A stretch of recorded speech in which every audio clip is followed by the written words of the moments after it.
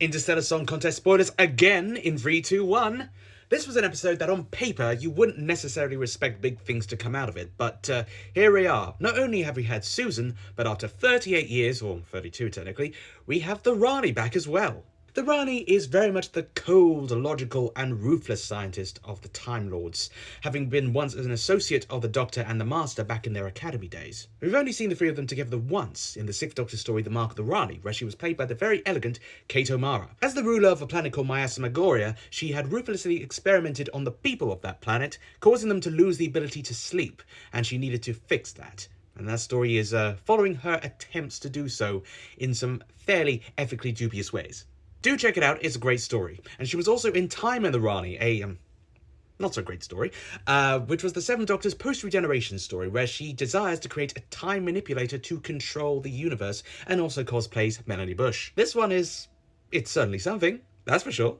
But if anything, you'll certainly get enjoyment out of it. It's fun to watch. I find it fun to watch. Oh, season 24. She is also in Dimensions in Time, which was the big multi-Doctor 30th anniversary special where Doctor Who crossed over with EastEnders. Yes, I am being serious. And her plan was to trap the Doctor in EastEnders. Yeah, I'm not making this up, I'm really not.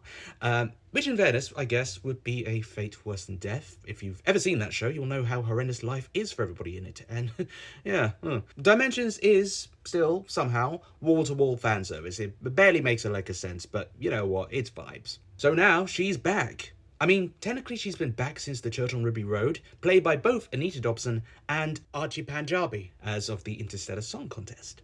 And whilst her intentions are not clear, nor is her potential dynamic with the 15th Doctor, we have a dynamic forming between the two Ranis, Mrs. Flood and the Rani, the definitive genuine article. I mean, I'm very surprised they used By Generation again. I mean, I wouldn't have used it personally, but I guess that just means there's more writing on the finale to see if they can really make something of this, because there's got to be more to it at this point.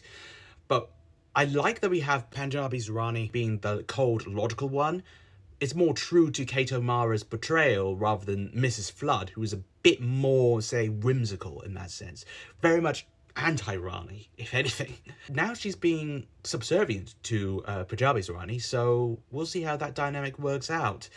I don't think it'll last, because I feel like there's probably going to be more to Mrs. Flood than meets the eye.